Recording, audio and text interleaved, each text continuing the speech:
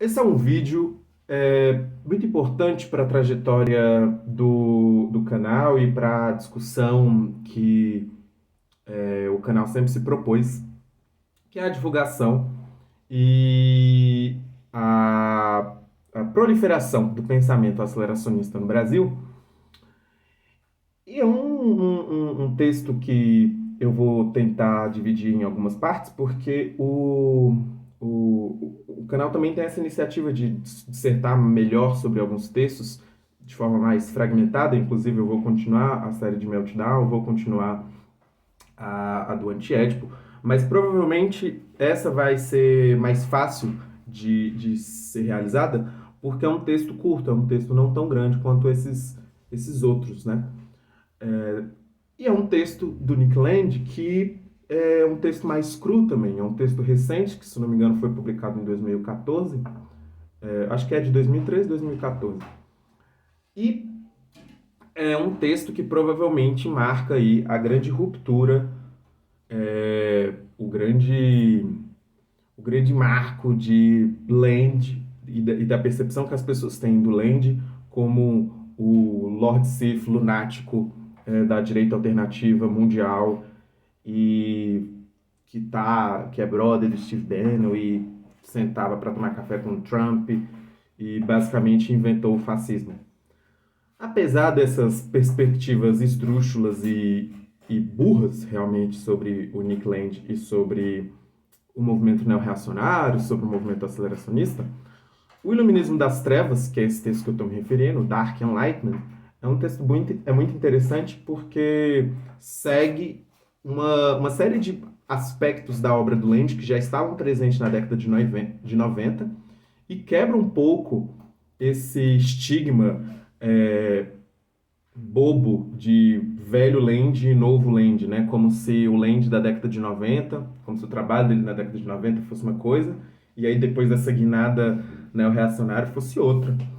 Mas no fundo é a mesma coisa. No fundo, para quem lê e para quem estuda, o Land ele está tratando sobre várias coisas similares, e apesar de mudanças, óbvio, não estou falando que o pensamento dele é o mesmo, mas que para quem lê antes e para quem lê depois, vê um sentimento em comum, vê a mesma identificação de inimigos. A parte um do Dark Enlightenment, e aí eu prefiro usar Iluminismo das Trevas do que Iluminismo Sombrio, por motivos exclusivamente de estética. Eu acho mais bonito falar Iluminismo das Trevas do que Iluminismo Sombrio. A primeira parte, neo-reacionários dirigem-se para a saída, começa falando da iluminação como um processo e não como um momento histórico.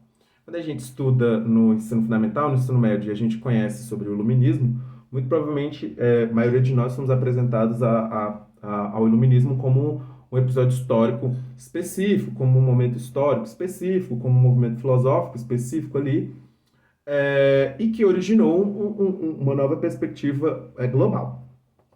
O Nick Land começa esse texto já falando da iluminação não como um estado, mas como um processo.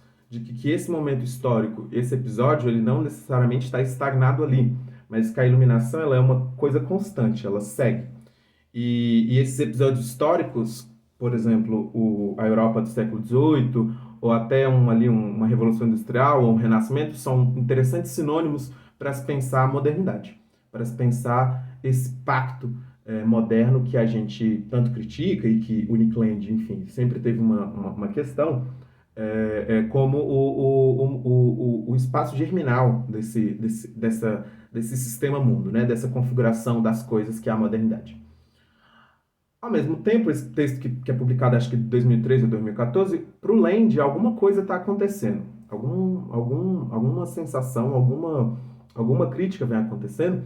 E aí ele fala de uma conferência de 2009, acho que no Cato Unbound, onde tinha, tipo, Pat Friedman e Peter Thiel, que são pessoas já conhecidas nos circuitos libertários, etc. E foi um encontro, uma conversa, basicamente para discutir sobre as desilusões com a democracia e com os futuros que a democracia tomou. E aí o Peter Thiel, não sei como é que é, tem uma definição interessante que é: não acredito mais que liberdade e democracia sejam compatíveis. E aí dá início aí a uma série de discussões que algumas pessoas vão já relacionar intrinsecamente com o, o que é o neorreacionarismo. A democracia, para o Land agora, já dentro do texto, não seria só um sistema e uma organização política que foi aceita e adotada por toda a humanidade, de mãos dadas, como o sistema mais avançado da história, mas sim é um vetor, e um vetor de expansão dos poderes opressivos, dos poderes do Estado, dos poderes da teia de controle e domesticação do humano, que a gente já viu várias vezes. O Land até fala que governos de extrema-direita já até tiveram dentro desse processo expansivo, né, de dar mais poder aos estados, etc.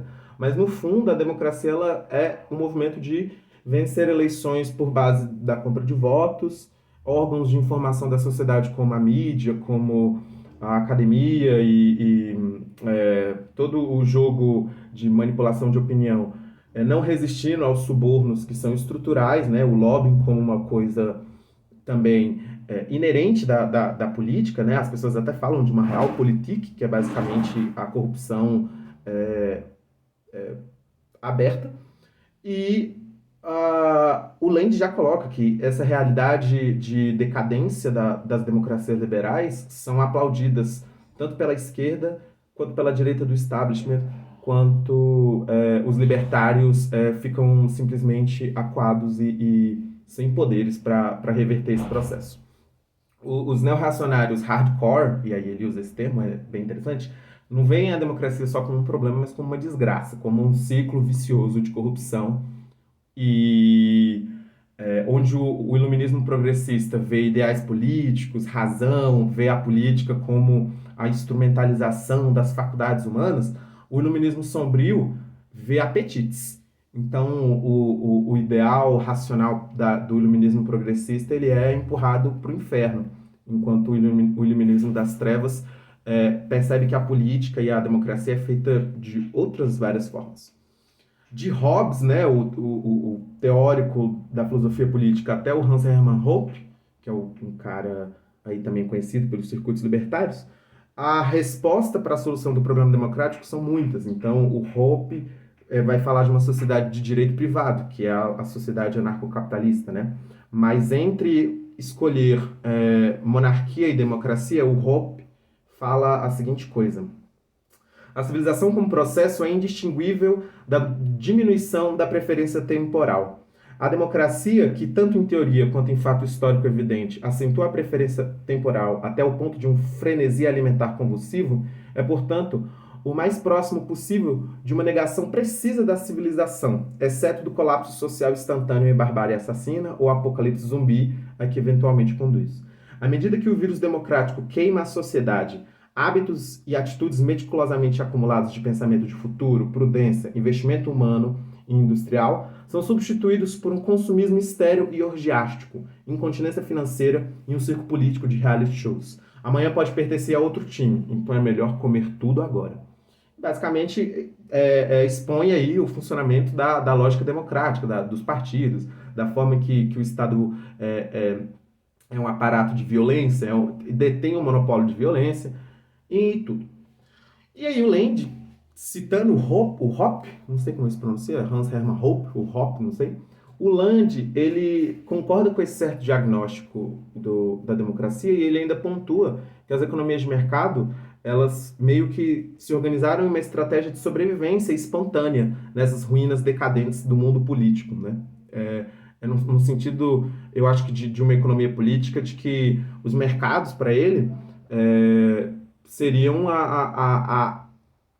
o espaço da liberdade que a política não permite.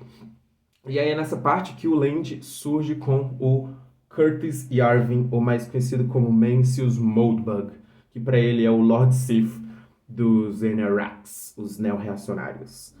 O Moldbug ele tem umas influências austro-libertárias, ele tem um pé ali no pensamento austro-libertário, mas o pensamento dele é diferente dos demais, né? Principalmente porque esse despertar da neo-reação e esse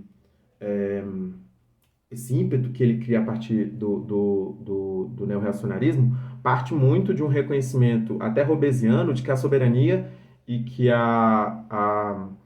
essa dominação ela não pode ser eliminada ou controlada. De que o Leviatã ele é realmente o que há. E a tentativa libertária de se opor ao Estado, para ele, é quase como o Sísifo, né? O, o mito de você estar lá levantando a pedra e todo dia subir na colina com a pedra e tudo, sendo que ela vai voltar. Então, o Moldbug, ele não acredita numa eliminação total do Estado, mas ele acredita que o Estado pode ser curado da democracia. Que uma das doenças do negócio é a democracia e que a gente pode curar o Estado dela via uma coisa que ele chamava de neocameralismo. Para um neocameralista, um Estado é uma empresa que possui um país. Um Estado deve ser administrado como qualquer outro grande negócio, dividindo a propriedade lógica em ações negociáveis, cada uma das quais rende uma fração precisa do lucro do Estado. Um Estado bem administrado é muito lucrativo. Cada ação tem um voto e os acionistas elegem um conselho que contrata e demite gerentes. Os clientes deste negócio são seus residentes. Um Estado neocameralista, gerido de forma lucrativa, irá, como qualquer negócio, servir para os seus clientes de forma eficiente e eficaz. Desgoverno é igual a má gestão. O Lynch, aí em seguida, em concordância também com o que o Moldbug pontua, ele descreve de que talvez uma das formas de chegar a esse lugar seria num mapeamento radical desses privilégios e das estruturas de poder que existem dentro da democracia e dessa entidade que eles vão chamar da catedral. Então, esse mapeamento ele teria que identificar todas as atividades entre poder e dinheiro que são intrínsecas nessa constituição da democracia, porque para eles não é só a burguesia capitalista que controla a coisa, né, que faz o lobbying, mas existe uma entidade que é a catedral, que é essa teia de privilégios políticos, administrativos, legislativos, judiciais, midiáticos, acadêmicos, e que realmente organiza e domina a política, e que realmente controla a democracia. E, enfim, se a gente vê mais ou menos como está aí a discussão de liberdade de expressão e essas coisas aí, principalmente agora com o rolê Rússia-Ucrânia, realmente a ideia de uma catedral que basicamente também é a personificação dos poderes do mundo do Ocidente liberal, que defende a democracia e explode países e bombardeia e, enfim, faz todo o imperialismo para manutenção dessa ideia de democracia e de direitos humanos, a gente vê que essa catedral é uma ideia, na verdade, bem próxima. E aí esse futuro, essa possibilidade de organização de GovCorp, que seria tipo o governo corporativo, né, o governo como uma empresa, se concentraria muito em administrar um país de forma livre, eficiente e de saída livre, né? Então eu acho que aí também implica o desmantelamento do modelo de Estado-nação da modernidade. Então, tipo, até coisas como nacionalismo, como etno-estados, eu também acredito que teriam aí um balanço, porque a gente está falando de uma nova forma de organização completamente ainda não vista de fato, né? O Moldbug até pontua ali que talvez teve um carinha ali do mercantilismo, que acho que foi o Leopoldo de algum lugar, Leopoldo IV, V, não sei, e o Hong Kong e Singapura se aproximaram um pouco, mas a gente ainda não tem uma certeza, não tem uma estrutura neocameralista como um governo possível e próximo da gente, né? Implacavelmente, o Land ele ainda apontou que a democracia na antiguidade ela tinha uma natureza, na verdade, já decadente, né? De que para o mundo antigo ali ela era quase uma pré-tirania, né? Ele era quase um deslizamento para a tirania. E aí hoje, e aí é ele, o Moldbug falando, a democracia ela funciona quase como um credo religioso, ela é quase como uma seita mesmo. E aí o Moldbug pontua de que essa seita religiosa da democracia é parte de uma tradução que é o universalismo, que é uma seita até cristã não teísta, com vários nomes, né? Progressismo, multiculturalismo, liberalismo, humanismo, politicamente correto, esquerdismo, que é uma coisa inerente e acoplada ao Estado, que sempre tenta colocar e expandir os poderes do Estado acima de tudo e acima de todos. Imaginar o universalismo sem Estado é igual imaginar a malária sem mosquito. E aí é um exemplo do Moldbug. Denunciar o universalismo é como ir no tribunal denunciar uma entidade Lovecraftiana, assim, tipo, e aí? Qual é o sentido da coisa? Então, esse domínio, essa dominação, ela é muito mais forte do que a gente sabe, né? Do que a gente acredita. E, e o universalismo como tradição, ele é pai dessa decadência e desse credo religioso que se instituiu em torno da democracia. O Land ele pontua que a catedral, que basicamente faz essa manutenção dos poderes, é, é uma teia muito mais sombria do que a gente sabe, porque a gente está falando de guerras pela democracia, de controle de pensamento, de defesa de dogmas universalistas, de degradação da ciência em nome de relações públicas do governo. E a cada ano e a cada tempo, e enfim, a gente está no fervilhar disso com o conflito Rússia-Ucrânia, o ideal internacional de boa governança é, e de ordem mundial encaminha para uma teleologia planetária estabelecida por padrões democráticos, racionais, universais, que parece que saíram é, de um delírio de departamentos acadêmicos, sabe? Enfim, a gente está falando de um estágio muito grande de humanismo e de paranoia liberal, de politicamente correto e tudo. A democracia, e aí é a parte final do texto, ela não só tem todos esses problemas, mas ela também barra o real progresso, ela barra o real desenvolvimento da coisa. A cronologia histórica simples sugere que a industrialização apoia a democratização progressiva em vez de ser derivada dela. Essa observação deu origem a uma escola amplamente aceita de teorização das ciências sociais pop, segundo a qual a maturação das sociedades em uma direção democrática é determinada por limites de afluência ou formação de classe média. O estrito correlato lógico de tais ideias, de que a democracia é fundamentalmente improdutiva em relação ao progresso material, é tipicamente pouco enfatizado. A democracia consome o progresso. Quando percebida a partir da perspectiva do iluminismo sombrio, o modo de análise apropriado para estudar o fenômeno democrático é a parasitologia geral. A democracia é como um vírus real que prolifera as sociedades e mina o real progresso. E aí, finalizando essa primeira parte, para, enfim, depois a gente continuar no decorrer do texto, é curioso que isso também ilustra um pouco a aproximação que o Land tem e que alguns outros neorreacionários têm com a China.